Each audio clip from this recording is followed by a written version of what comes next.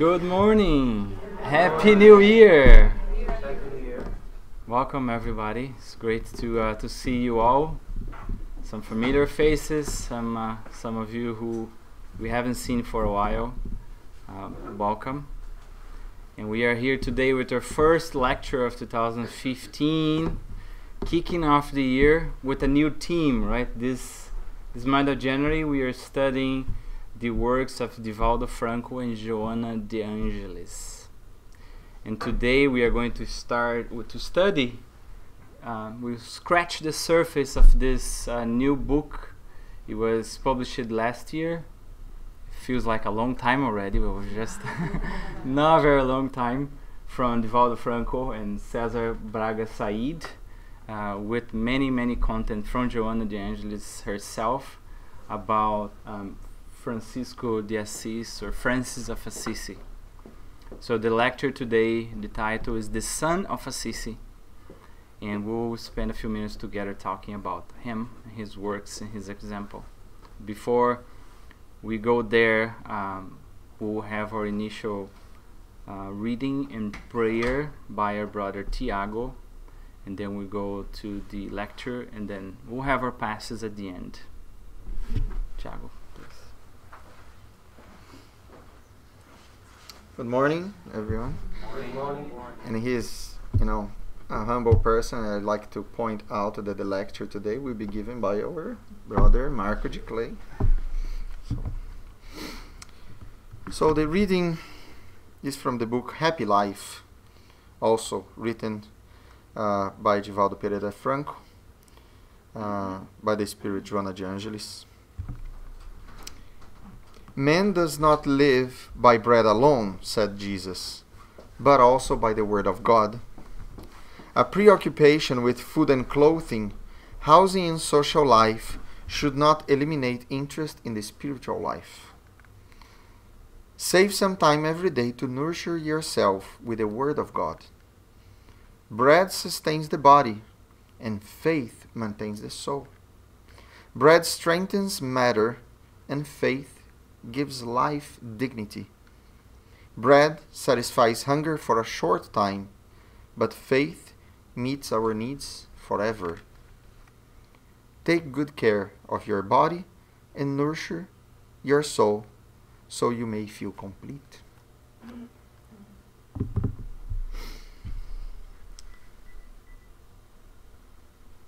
Now that we are here together, restarting our year with new perspective, with our faith and our hope renewed, let's all take the opportunity and be thankful to God, our Father and Creator, and for Jesus, our governor, master, and role model, for all the blessings that were given to us and that are being given.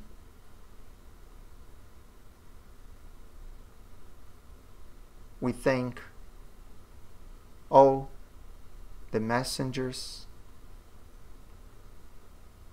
that, under the command of our Master, bring to us the inspiration, the intuition, the comfort that strengthen our hope and our faith in ourselves, in each other, and the divine providence that provides us with everything that is necessary for our advancement. We pray in gratitude for the opportunity to have the Spiritism as the key that helps us to comprehend more fully the message and the morals that Jesus taught us so long ago. And we ask humbly for our mentors from the spiritual side, from the workers of this house of peace, that help us today and in our journeys as spirits incarnated, learning, sharing, and living with each other to make our world better, to make ourselves better. And we like to ask light, protection for our brother Marcos Diclei today, for the lessons that he will share with us. So may we all take the opportunity and nurture our souls with the information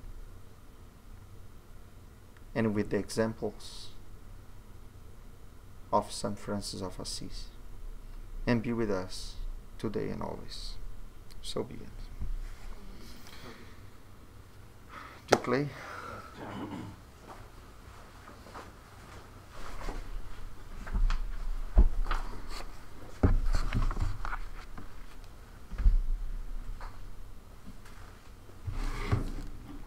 Peace be to this house. This is how Francis of Assisi wrote in the rules for his friars that they should say whenever they enter any place, any house, from any person. And I say that to you sincerely, and to you also who is watching us through the internet, and you who may be watching a recording version. Because the rules that Francis of Assisi wrote, they were not rules to be simply said by our mouths, which is usually very easy to do. Like myself being here and standing here and speaking about him and his examples is very easy. The challenge is that we mean it. We have to learn to mean what we say. And we have to exemplify what we learn. I think this is the greatest challenge for us. And we were just talking a few minutes about this, some of us at the entrance over there, how hard it is for us to practice what we learn, right? It's easy for us to be called Christians or Spiritists, but it's so hard to do it.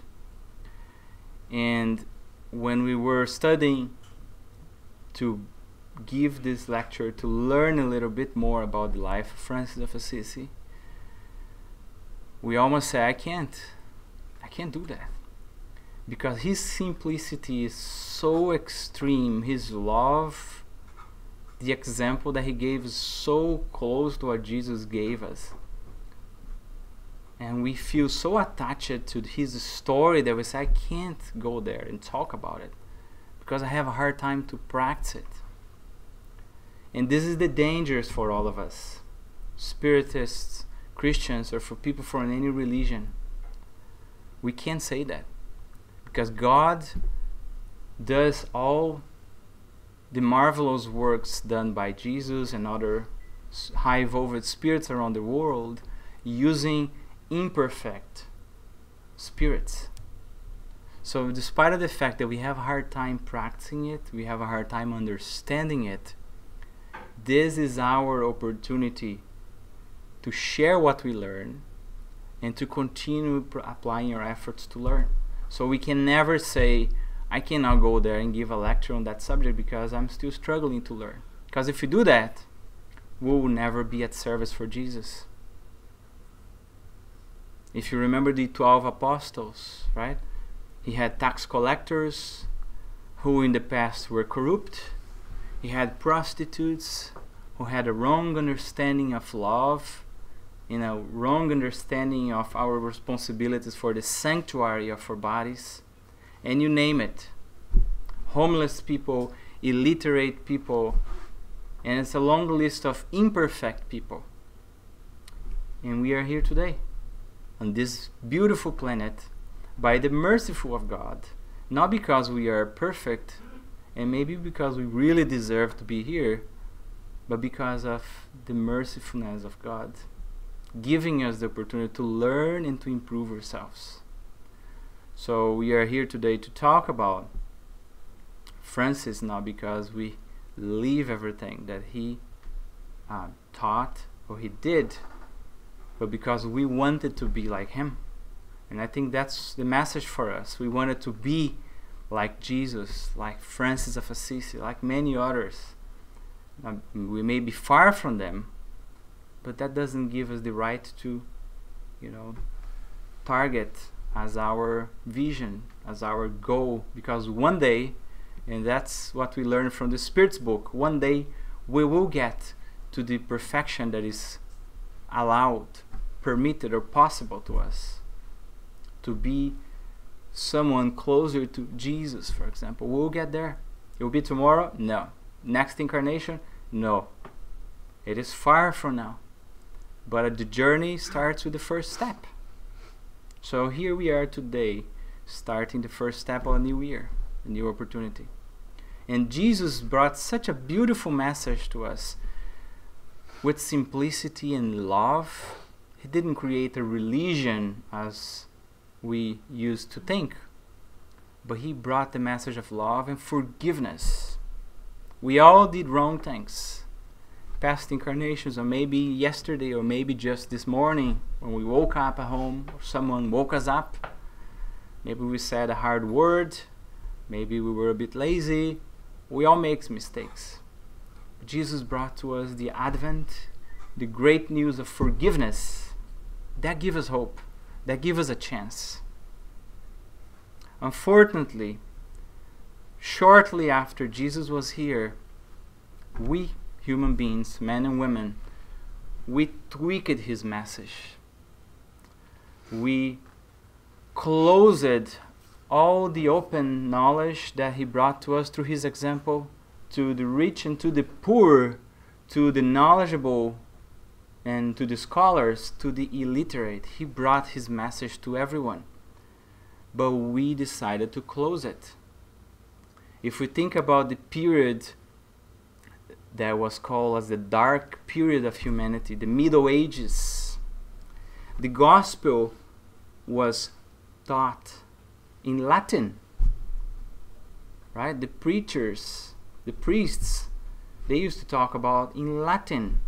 The illiterate people wouldn't understand that, right? People speaking different words, they would be there, they would know. We closed the door and we kept it secret so that we could use the message of Jesus in the name of Jesus to do what we thought was interesting, to feed our pride, to expand the power. And that's what the church used. We use it because we were there. We ourselves, we were in every single religion that we can think of. Therefore, we cannot point fingers to anyone. We have been there. But we use the message of Jesus to conquer, right? If you remember the Crusades, we invaded territories like Jerusalem to take control and killing people because the Muslims have the control of the land, and it was deemed to be a Christian saint land. Therefore, we invaded and we killed in the name of Jesus, using as an excuse to conquer the Holy Land, but all we wanted was power. And so many things. But as Jesus promised, he never let us in darkness. For more that people say that the Middle Ages were the darkness age, the age of darkness, there was darkness, but there was also light. And it's exactly on the Middle Ages, in the 13th century, right, 1200, that we have Francis of Assisi, born in Italy. Precisely in that period of time, to bring us back again the essence of Christianism, because we were lost completely. The message of Jesus were falling behind. We were losing it. And he came to bring that message back to us. Francis of Assisi, according to the works of Divaldo Franklin Johanna de Angelis, was John the Evangelist, the beloved disciple of Jesus. And here he comes again to bring us back the message of the gospel that he experienced himself for living with Jesus and for taking care of his mom, his mother, Mary, until the end of his existence. So the Sun of Assisi comes to remind us of the moral son of humanity, which is our beloved Jesus Christ. So by the end of this very few minutes today, we will just touch a little bit on some of the content of this book, some of the works from St. Francis of Assisi, which is just a marvelous story, which impresses us for the simplicity. We will have just a bird's eye view as we were flying above Assisi, and we could see a few things, but it's an invitation for us to learn a bit more about him because it's such a powerful live example to us. And as we prepare for the new year, a moment where we are all thinking about our New Year's resolutions. I want to do this, I want to do that, I want to go there, I want to buy this, I want to buy that, right? And we make that long list, and by December we feel depressed that maybe we did one thing. So it's a good time for us on the first Sunday of the year to think about our New Year's resolution in a different way. So that's the invitation for us. And also by the end of this lecture, we'll have a gift for you. Not a material gift, but it's a beautiful gift.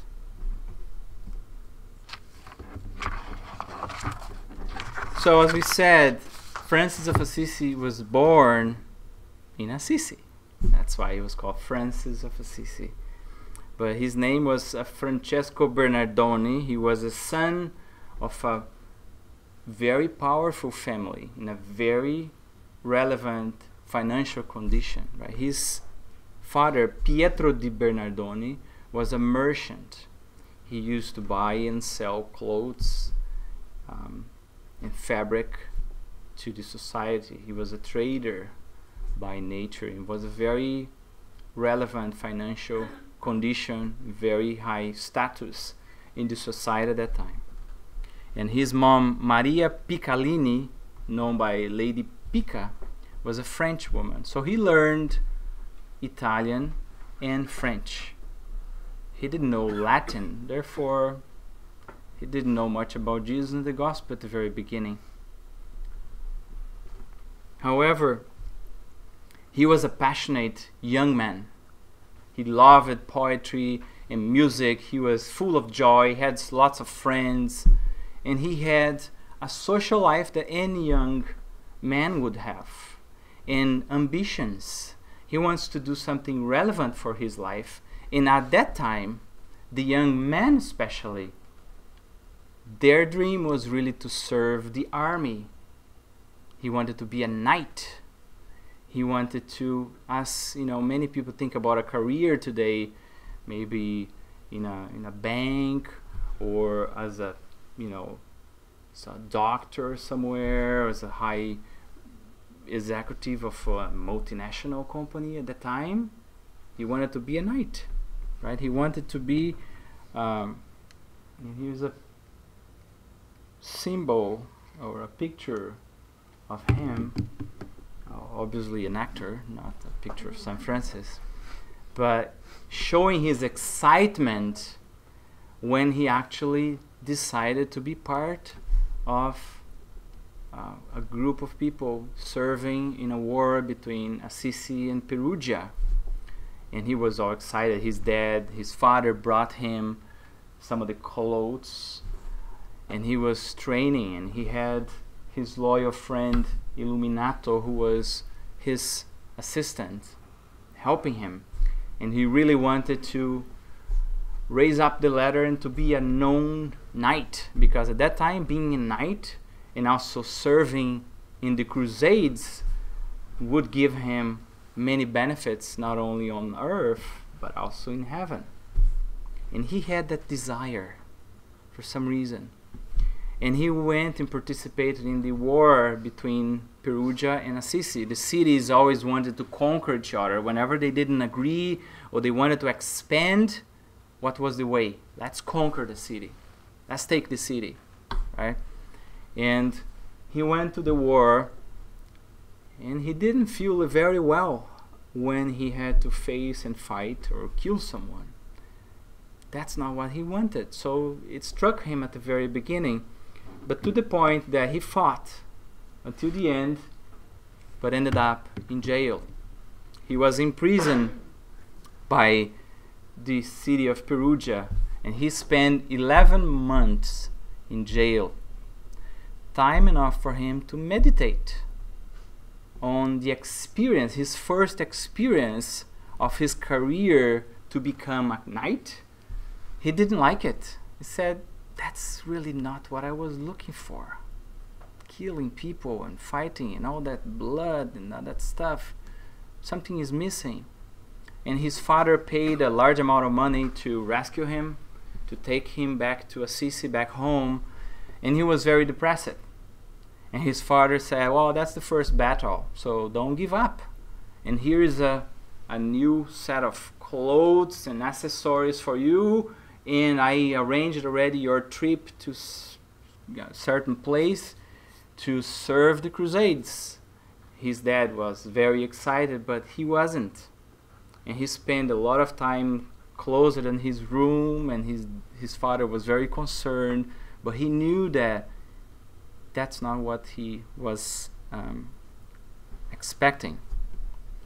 And once he went to talk to a priest, the bishop of the city, and he actually sat for a mass for the church itself. And it was in all Latin. He didn't understand anything. So at the end, he asked the bishop to explain. So what were you talking about? And then the bishop took the gospel that he used it for the lecture, for the sermon, and explained to him line by line in Italian. And he said, that's it. This is it. This is what I'm looking for. I found it. And many of us who actually read the Spirit's book for the first time, it's probably the same feeling. This is it. All the answers, all the questions, all the troubles, it's all here, crystal clear. And he finally understood the message from Jesus about love and charity and forgiveness and equality and fraternity and anti-violence. That's what he wanted. And he started to wander through the city, rethinking. It was a shock for him. Everything he believed, Jesus was pointing to the other side. So he was wandering around the city until he passed by a little church that was actually in ruin after all the conflicts and wars. It was an abandoned church, the church of San Damiano. And he felt compelled to get into the church, and he saw a crucifix behind all the bricks and everything. And there he was. And sometime, in a given moment, he just heard Jesus speaking with him, because he was looking at the crucifix, right, at the image. And Jesus actually invited him for his army, right, as a knight, but a different kind of knight. A knight dedicated to love, charity, and simplicity, and service. And the image, right, he felt Jesus speaking with him, saying, go and repair my church, because as you can see, it's falling completely in ruin. And he was in a church in ruin. Therefore, initially he thought about rebuilding that church. And he started to take the bricks, and by himself he wanted to rebuild the church. But then he thought, well, my dad has lots of money, so I would just sell stuff and take the money and rebuild the church and give it to another friar who used to take care of the ruins. So his father went into a trip, and then he loaded a truck of clothes, and he went to a neighboring city to sell, obviously with a great discount. And the whole city came, beautiful dresses and fabric. He sold the whole truck, and he came back with a bag full of money. And then he gave the bag full of money to a man who was a preacher. He used to take care of the ruins, and with him, they thought about rebuilding the church. His dad came back from his trip, and he saw everything was gone. He said, "What happened?" And his mom said, "Well, Francesco sold everything." "Well, that's great. So where's the money?" "Well, I gave it away. I gave it to the priest so we can rebuild the church." And he thought he was crazy. He lost his mind. And he was mad, really mad with him. And he said, "You now go and get the money back."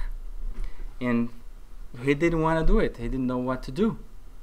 And then his father said, "Okay, if you don't want to do it, I'll go and talk to the bishop to force that priest to give back the money. And we will go into the square of the city in front of everyone else, and you are going to return that money to me." And actually, that's exactly what happened. And you can see this slide is a fresco. It's a painting on the Cathedral of St. Francis in Assisi. The first image over here is obviously he in the church of San Damiano, and the image in the right in the middle over here was this episode where the whole city was there. His father was there with the priest with the bag of money and the bishop.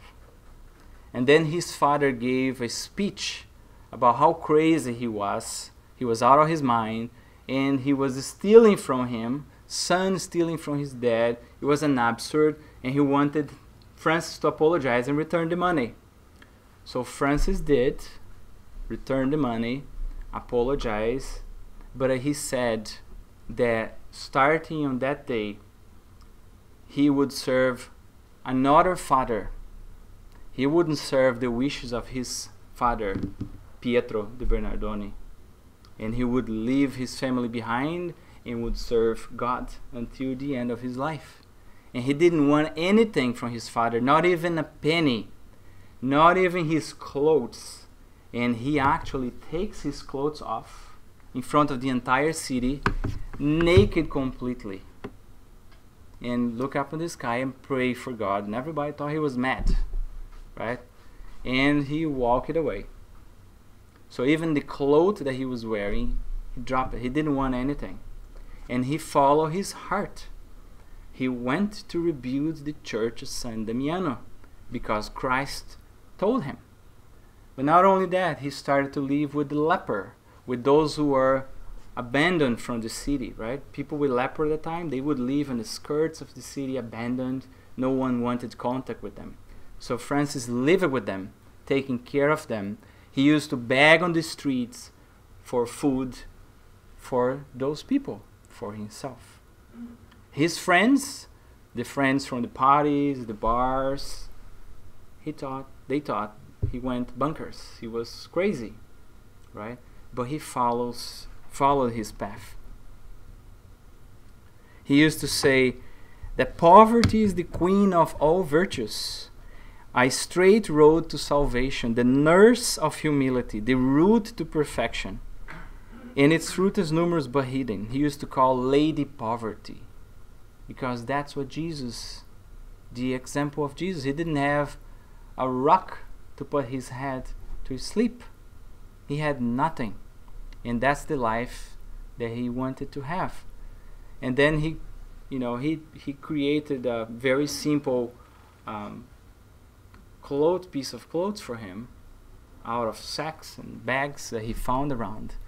And he said, I'm going to wear this as long as I don't find anyone in much worse condition than me. If I found someone that are barely naked, worse than me, I'll take my clothes. And he did it many times. He used to wear his clothes, and he would find someone that was almost naked or whose clothes were falling apart or freezing in the winter, he would take off his clothes. Right? And we are so attached to the material things that we have, to our watches, to our cell phones, to our jackets, to our shoes. How many pairs of shoes we have? And there was Francis with a single piece of cloth, and he would give away without a second thought. That's how he abandoned all the possessions, because he thought, on the time he spent meditating, he thought, do I possess the material things, or the material things possess me? So by this time of the year, many of us have a pile of bills already because of the stuff that we bought from Christmas, right? Is this the right thing to do? To create these afflictions in our minds and paying bills because of having material stuff? Right? How many feet we have? How many pairs of shoes we need? How many legs we have? How many shoes? You know, we're not encouraging here us to be naked, right? Or to live like Francisco. In our current world, each of us know the needs of our families, but the message is to evaluate if we are putting too much focus, too much energy, too much time on material things, right? That's a powerful message from Francis. So he was not against the rich. He was not against having 3, 4, 6 pair of jeans. He was not against having horses and houses. He was not against nothing. But he was in favor. That's a big difference for us. He was in favor of simplicity. He was in favor of humbleness. He was in favor of sharing. He was in favor of compassion, looking at someone in need and doing something for that person. He was in favor. Instead of being negative and criticize and go against and create conflicts and battle with others, no, he didn't want to do that. But he was in favor of exemplifying and doing his part. Many of us at this time of the year already have our performance reviews in the companies where we work, and we often think about the negative. What are the things that I need to improve? What are the things that I am bad? Sometimes we feel depressed. We should actually look at the positive. What are the things that I enjoy doing, that I really believe that I like doing? And put your time and energy over there, because it's like a light. When we do what we love, when we do what we like, when we do what we are passionate about, this expands and push the darkness aside. That's what Francis wanted to do. By feeding the light, feeding the good, he would push the darkness aside. The same thing as Jesus did. That's why we need to put more focus on the light, on the good, right? The Gospel according to Spiritism, there's a passage on the chapter 17, it talks about the earthly man, right? That we should be in the earth, but we do not need to be of the earth. We need to live in a world where materialism is so important. Unfortunately, too much. But we don't need to share. We live in a world full of corruption and violence and anger, but we don't need to be like that. That was Francis. That's the message for us, right? We need to choose. We need to make choices. And it is difficult. To our conversation earlier, right? It is difficult. It's not an easy choice. Imagine Francis living behind the whole world, all his friends criticizing, mocking him. He was stoned numerous times on the streets. He was begging for bread and people would throw stones. You're crazy. You're a lunatic. And he would do it. He would continue doing it. This is courage. More courage for that than to have a sword and kill someone as a knight that he used to dream to become. He in fact needed more courage to receive those stones and to keep begging for the bread to the leper. That's true courage. That's true courage. And we still teach our children, right, to go to the school. If someone offends you, just knock at their head. That's a courageous man. No, that's not. That's easy. That's easy. True courage is leave that and pray for that person. right? In our office, in our jobs, the same thing. We are criticized, we are persecuted sometimes. And we want to reciprocate. We want to revenge. That's the easiest. It's time for us to choose meekness, peacefulness, compassion. Because that person is mistaking now as we were probably doing the same thing not very long ago. And that person who is doing that today, she or he is not going to do that in some time. We just need some time. It's like Jesus looking at us. We are still doing all sorts of wrong things. But he knows that we just need some time. We need the sponge of time to absorb our negative, our vices, our animal instincts. And we will get there. We will get there. As long as we keep in action, right? So finally, some of his friends observed him and realized he was actually not a madman, right? He was not a madman. He was doing something meaningful. And some of them decided to join him. The first one was Bernardo de Quintavalle, who was also a merchant, very high position in society, left his family, his business, to become a friend, a friar, a collaborator of Francis of Assisi.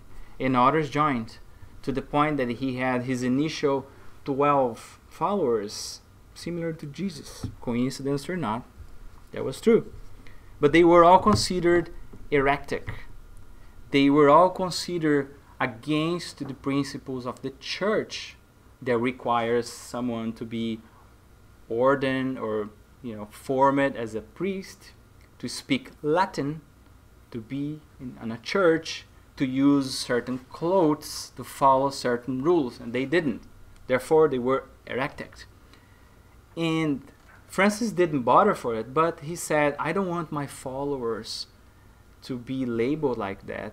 I don't want our message to be skewed because of the church. So let's do the following. Let's walk to Rome, from Assisi to Rome, almost 200 kilometers, barefoot. He didn't wear any sandals or shoes. And they walked barefoot to visit the Pope. Right? And the Pope received him and everyone else as beggars. Said, who are these beggars? No one knew them. And the bishops were like the filters, right? To talk to a president of a company, you have to talk to the secretary and the directors. And the directors were the bishops. And they look at them, what are those beggars? Stinking because they didn't shower after walking kilometers barefoot. And they said, we wanted the blessings of the Pope to live the life as Jesus taught us in the gospel. And they laughed. So you want to leave the teachings of Jesus? You want to live a life like Jesus lived? That's impossible. You were crazy. But there's one bishop over there that interceded for them and arranged an audience with the Pope. It was the Bishop Guido, who, according to Chico Xavier and Mr. Arnaldo Rocha, a spiritist, a Brazilian spiritist, who was friend with Chico Xavier. Chico told him that Bishop Guido was Emmanuel, the spiritist mentor of Chico Xavier. So he interceded and arranged an audience for Francis and his followers with the Pope. But the Pope didn't get it, didn't take it seriously. A bunch of beggars, okay, off you go. Didn't give him the authorization. But on that night, they still decided to stick around. So Francis left the cathedral and spent the night on the street. And at night, the Pope had a dream. He had a dream, and that's the other picture over here, the third one, that the church, the institution of the church, or maybe the church, the physical church, was falling apart, and a beggar was holding it in its place. And he said, that's the beggar that visited me this morning. Call them back. And the next morning, called them back and gave them permission to live the life and create a new order, the order of the Franciscans, as an arm from the Catholic Church. And he went back very happy and communicated that to everyone. It was a massive party. Why that was important? Because from that day onwards, they were not heretic anymore. They had the approval of the Pope to live the life according to Jesus' teachings, right? So it opened a door for them to go anywhere, even the churches, and visit anyone without that discrimination. So it was important. Although he didn't care personally for the blessings of the Pope, right, which at that time was more interested in expanding the power of the church than anything else. Maybe the Pope at the time didn't understand really what he truly wanted to do, gave him the permission to proceed. So why beggar? So here is actually the Basilica of Saint Clare in Assisi. It's a kind of museum. So this on the right side is the cloth or the tunic of St. Francis of Assisi. So look at the stage. It may be or maybe not. We don't know. But that's how he used to dress. And some of the friars nowadays, they dress a more modern version of this. But you see, it's a sack, sewed together, full of holes. That's how he presented himself to the Pope. That's how he used to live, right?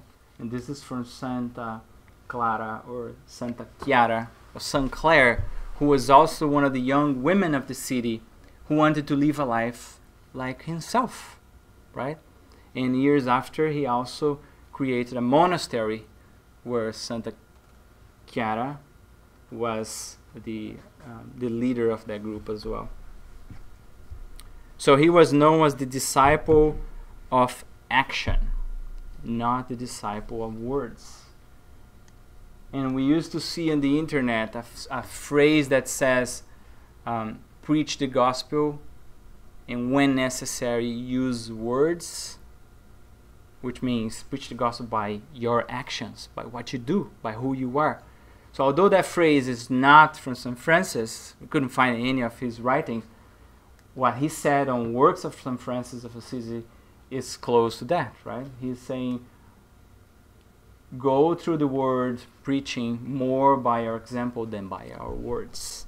That's what we should do. And it's easy to do within a church, it's easy to do within a Spiritist center.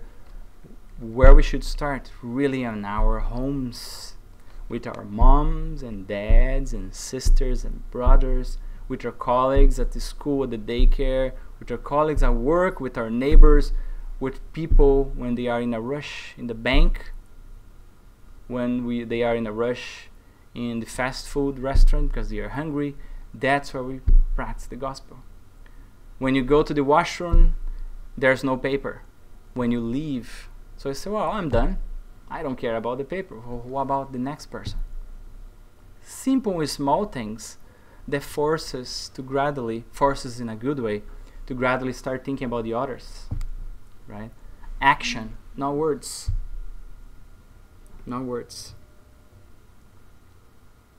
So Saint Clare, as you can see, according to the museum, this was her tunic, and according to Divaldo Franco, Saint Clare was Joanna de Angelis herself, reincarnated with Francis of Assisi, doing such a beautiful work of restoring the gospel of Jesus.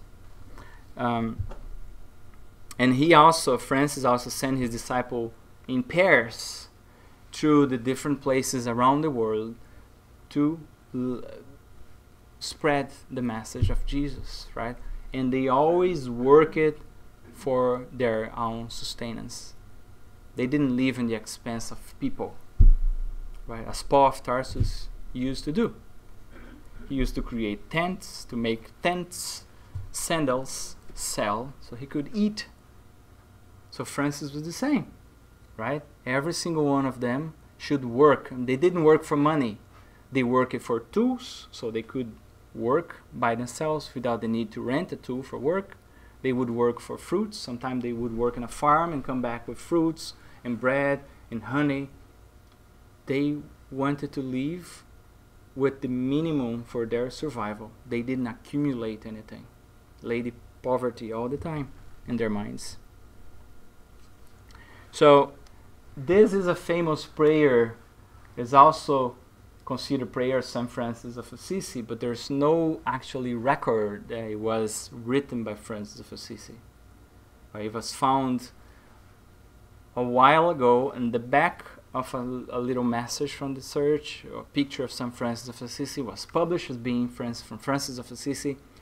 But if we get to know his example, it is very close to what he wanted to say, to what he actually said to us through his life, right? Loving without expecting anyone to love him back, right? And sometimes we are so hurt because someone did something that hurt us. And what Francis invites us to think is, it's better to have someone hurting us than to have ourselves hurting someone. It's not the time for us to hurt anyone anymore. It's better that we have an opportunity to forgive someone than continue to make mistakes and expect people to forgive us, right? So that's the road to salvation, the road to spiritual enlightenment. That's the narrow door, right? That's the time. So if those things are happening, we should rejoice, because it's an opportunity for us to learn. And we are going to fail. Yes, we will. But if we remember Allan Kardec in the Gospel According to the Spiritism, in the definition of a Christian or definition of a spirit, it's not someone who is perfect already. It's someone who will fail, but will dust himself or herself and continue to move on, applying efforts to be better every single day, right? So the message for Francis is really to think that way. It's better that we console someone than be consoled by someone. It's better that when we think about understanding of someone, even if people don't understand us. It's time for giving, brothers and sisters. This is why we are here in this world today, because we already know a lot. We know enough. With one single lecture of like this, when we discarnate, there's no excuse for us, because we know. We know what we need to do. Now it's time for us to do. And as Christ, he was received with misunderstandings, with anger, and he continued to deliver his message. Same thing with Francis. And we should not expect anything different. If the governor of the planet was stoned, was criticized, what are we going to expect? We won't expect anything better. We don't deserve to be treated anything better. And we have a lot of mistakes to expie still, right? So Dr. Alírio says that Dr. Alírio Cerqueira is also a Spiritist from Brazil. He wrote a book about this prayer particularly. And he says that we often think about it externally. Where there is injury, let's take pardon. Let's sow pardon. Where there is doubt, let's sow faith. Let's take it to others. But he says that we actually need to take that to ourselves first, right? Especially forgiveness. We think about forgiving others, but one of the most difficult things is to forgive ourselves, because our pride is so big that we think we cannot make mistakes. We must not make mistakes. It's unacceptable. No, we are very imperfect. We make mistakes every day.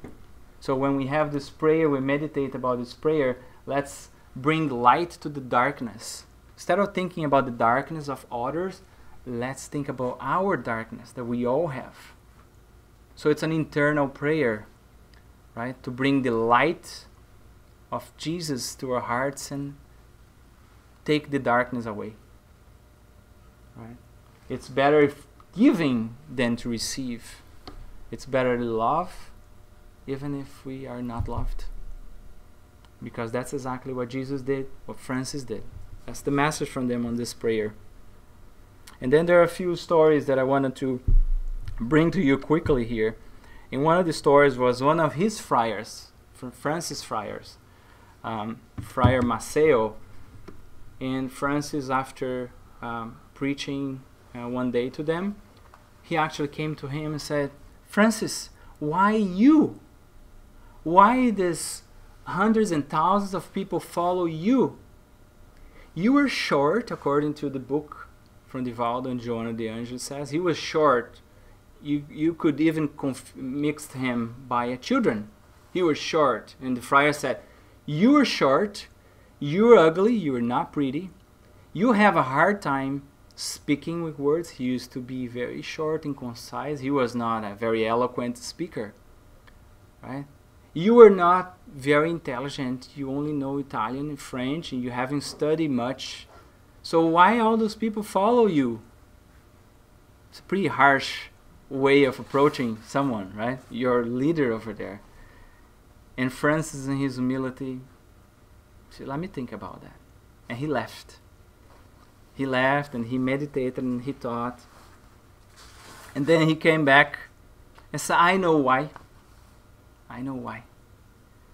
Because it is because I'm ugly, it's because I'm short, it's because I'm not the smartest person here that God uses me to show what He can do for us. Because all that we do is actually His works. His merit is not our merit. So back to our message at the beginning, right? All that we do of good have the touches of our guardian angels there. The spirit workers working constantly by our side.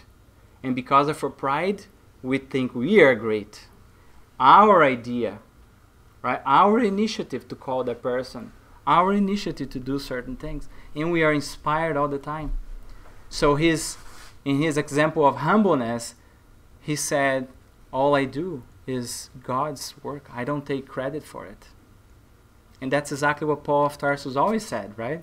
The vase, he was a vase, he was a broken, cracked vase, and God poured, the divine content so he can serve and spread to others. But the vase is broken. And even being a broken vase, that's what God needs and fits the purpose. So, and there's a saying, if God can work through me, He can work through anyone. And I think we all should think about that.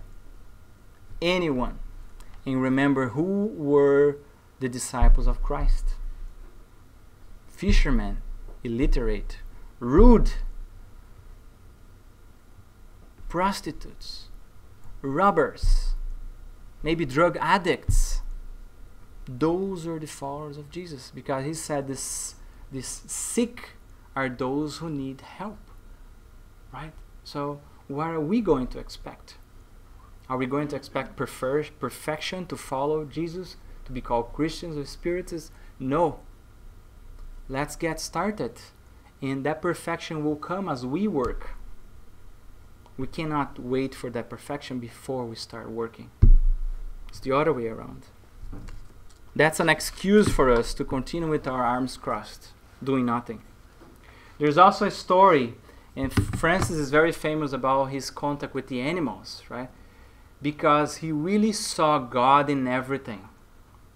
In a worm, he saw the beauty of the worm, life. He saw a plant, and he see God on that plant. He would see an animal, and he would see that animal as brother. He used to call the sun as a brother sun, the moon as our moon, sister moon. The animals he used to call brothers. He used to call everybody brothers and sisters. And he really meant that. And there was a city called Gubbio, close to Assisi. He used to walk around, help people around. And everybody was really afraid of a wolf that lived in the forest. But he was a very dangerous wolf because he would attack their animals, their pigs, their chicken, their sheep. But he would also attack people, had killed people. And they avoided some paths because the wolf was there. And some wouldn't even leave the city. So Francis really felt compassion for the people living in fear and said, in his simplicity in faith, I'm going to talk to that wolf. And he went to the forest, and the friars that went with him, they said, well, we'll wait for you here. You go, and if you need, you just call. And everybody at the door of the city, and there he went. And he actually said, Brother Wolf, what are you doing? Have you forgotten the gospel of Christ and how we should live as brothers and sisters? Come to me. At that time, he would say, come to me. And everybody was, oh my gosh, the wolf is going to kill him.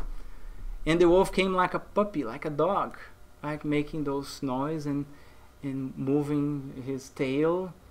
And he said, let's do a deal between us. I know all you do is because you are hungry.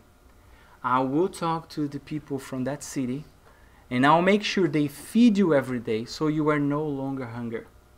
But on the other hand, you need to promise me that you are not going to attack none of their animals and nobody anymore.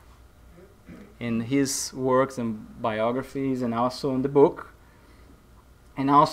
from Maria Dolores, Chico Xavier, there's the same story. It says that the wolf gave the paw to St. Francis and they shook hands. Francis walked with the old wolf up to the city. They went to the city square, and he spoke with everybody in the city and the wolf by his side, saying what he agreed with the wolf. And the wolf nodded his hand and shook his hand one more time. And the wolf used to walk up to anyone's house and they would feed him. It was like a dog, the puppy of the city, right? And when St. Francis of Assisi died, it said that the wolf ran away and spent a couple nights in the woods crying out loud until he also passed away a few days right after. But it is an example for us of his simplicity and how the nature, how we are all connected with nature. And we think our animals are just animals. They don't deserve our respect. At least that's how I grew up, thinking that way from animals. They are more intelligent and they understand ourselves more than what we think. He was once praying in the same city of Gubbio, and all the birds making lots of noise on the trees, and he interrupted his sermon or lecture to talk to the birds and ask the birds to be quiet because people wouldn't listen to him. And the birds weren't quiet. When he finished, all of them flew around. So he could understand the animals. And he would see them as brothers and sisters. That's a cosmic understanding of how we are connected. That's an example for us of how powerful is love and how narrow is our understanding of love still, right? So just some of the stories for us. And, one that struck me because I love gardening is that when his friars were gardening and removing weeds from the garden, he used to say, don't kill the weeds. You take the weeds from here, you plant them right over there, because if the weeds exist, there must be a reason for it. Can you believe that? So I'll go there and kill the weeds from my grass, and he wouldn't do it. He would probably transplant them and kiss them. It's different, right? And final story for illustrate is that there were a lot of robbers around the city, right, of Assisi. They would go into people's house and take their belongings and food, basic things, right? And one day Francis was away, and 3 robbers came to the place where the friars used to live, and they demanded the friars to bring something for them to eat. And all of them gathered together, and they put them away, put them to run. They said, go away, there's no place, there's nothing for you over here. You are all trying to do wrong things, and this is a blessed place, and put them to run. They made it. So Francis came, and one of the friars said, you know what happened? We had 3 robbers coming, but no worries, they didn't take anything. We made them run away. They said, what? What did you do? Well, we said this and we did that. I can't believe you did this. I'm so disappointed. Because if we want to help the others and we want to convert people and help them to know Jesus, we need to be meek. That's not the way Jesus taught us. So you take this bread, you take this wine, you go in the forest, you find them. When you find them, I want you to knee on the floor, on the ground, and ask them for forgiveness because you were rude with them, and you give them the wine and you give them the bread. And the friar said, oh my gosh. He went, he found them, he did exactly what Francis asked and kneeled for forgiveness. And the robbers said, what's wrong with this guy? Right? But they got moved for the message because no one ever treated them like that. They were treated like human beings, decent people, brothers, to the point that a few days after they seek Francis and they joined Francis as friars. 2 of them actually passed away in the following year, but another one working with Francis for 15 years. So a message for us on how do we treat each other, right? Jesus, why did Jesus welcome everyone, those prostitutes and robbers? Because he knew that they were the ones who really needed help. So it's an important message for us, right? Our children, even at home, you know, we hear stories about that is the black sheep of the family. That person, yeah, I don't want to even. That's the children that needed you most as a parent. That's the friend that needs you most. That's the colleague that needs you most. Someone wants to harm us, well, love your enemies. So sometimes if we know that someone will hurt us, maybe we don't need to go there and hug them, but pray for them. Love your enemies, right? So that's a beautiful story. It's a true story. And there's much more, but he served Jesus every single moment of his life. He exemplified as no one everything that Jesus taught us, to the point that, you know, before he passed away, he received, there was a phenomenon called stigmata, where he received even the wounds of Jesus in his hands and head and feet, right? And many people criticized him for it. But, you know, I will not stand too much on that one. He suffered greatly, unimaginable pain due to sickness. He lost his sight. And the doctors of that time, they thought they knew what they would do, right? They burned his eyes with iron, creating wounds from the eye into his ears, both sides. And then the ears got infected because of the infection. They put iron in his ears. He suffered greatly, greatly. And he used to thank the Sister Pain. He used to say before they burned his eyes, says, "Brother Fire, be gentle with me." Right? And then he finally awaited for what he called Sister Death, to relieve him from the flesh, from the possession of his body, to be free. He passed away on October 3rd, 1226, with 44 years old. And after he passed away,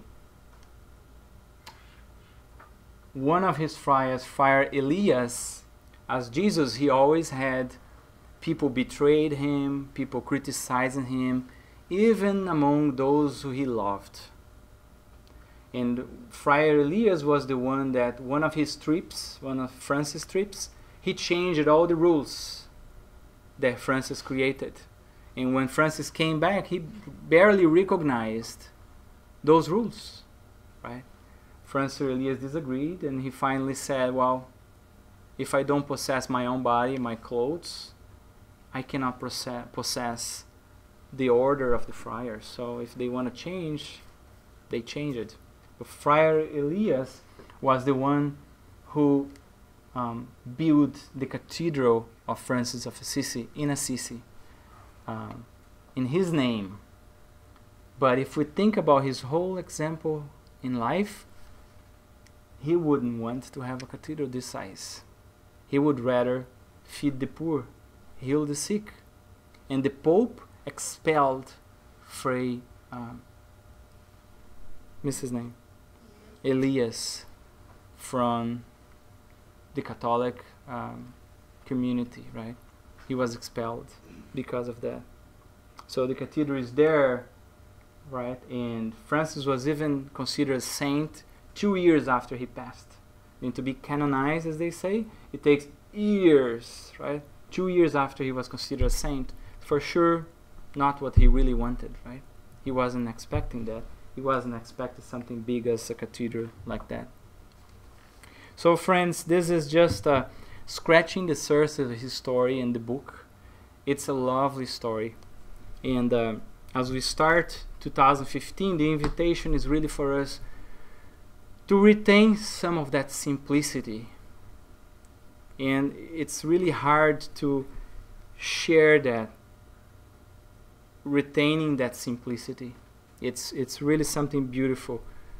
His examples of humility, his examples of service, respect for life, respect for the creation, the care for others, the way he talked to his fratelli, as in Italian, for his brothers, calling everybody brothers and sisters, and really meaning it, right?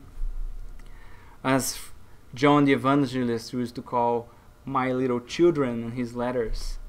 He was very kind. His sacrifice to everyone. You know, I always think I would have a hard time taking my jacket off and give it to someone in the street. He was to take his whole and be naked and give without thinking, right?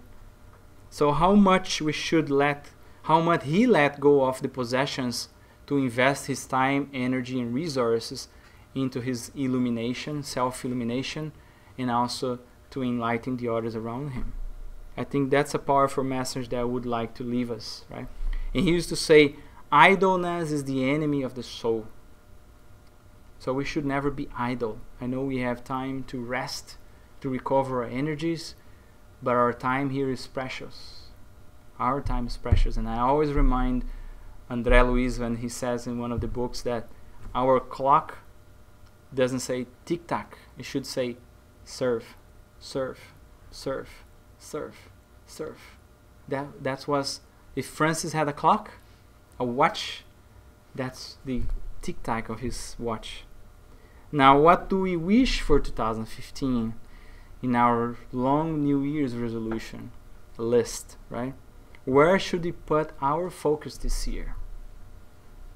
That's the invitation for all of us to think, right? At home, at work, at the Spiritist Center, wherever we are. Francis even said, I do not wish my brothers to be anxious for books. And that called very close to me because I love books. He said, I do not wish my brothers to be anxious for books and knowledge, but I desire them to be grounded in whole humility, in pure simplicity, in holy prayer, in my lady poverty. This is the only secure way to our own salvation and the edification of others. So whenever we choose this year as our resolution, our goals, let's think about that. Let's make sure they are tied to spiritual acquisitions, not to material acquisitions that much. Yeah, we need to work. We have the right for a comfortable house. We have the right for a car. We have the right for clothes, absolutely. But the problem starts when we put our life, those things are the center of our life. So that's the invitation for us, right? How we treat each other. And Francis didn't see himself as the master and the disciples. When he called everyone brothers, he brought all of them together with him. It was an horizontal relationship instead of a vertical relationship when he see people top down, right? And at home, do we see each other like that? At work, for more that there's hierarchy in the organizations, we can live and work with the rules of the world, but we can do differently. We can do different in our hearts and treat everybody together.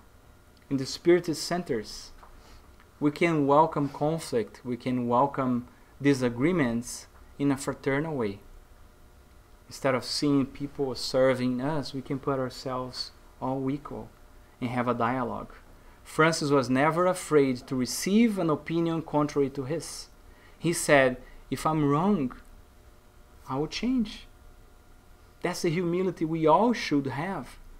Here's what I think, here's what I understand, but if someone has a different understanding and it's better than mine, I will accept. That's the humility that sometimes we don't have, and we fight so much for little things because of our pride, because we still see each other in a vertical relationship. It's time for us to see each other in the horizontal. So let's think about that in our New Year's resolution. It's still time to review, as we should review very often. And then finally, the gift that I said. I'm going to share that on Facebook. The TSS has a Facebook page. I'm going to share it over there. And I'm also going to share that in our YouTube channel where all the lectures are available. I'm going to share that as well. And it is a beautiful movie. It is a beautiful movie. I can't tell you enough. I watched it over and over and over again. It's the story of Francis and Claire, right? And it's such a marvelous work. There is available in Italian with the legend in Portuguese for free at the YouTube. I didn't find the English version for free in the YouTube, but there is around for renting or for buying at Amazon. I saw it. It's a great movie. So when you want to watch a movie with the kids, although there are some wars and fight, it's not that heavy in terms of violence. You can skip if you want. It's a beautiful story for all of us. So I strongly encourage you to give yourselves and your family a gift, and once you have some free time, enjoy the movie. And peace be to this house and to the house of those who are also watching us. Thanks for your time, your patience.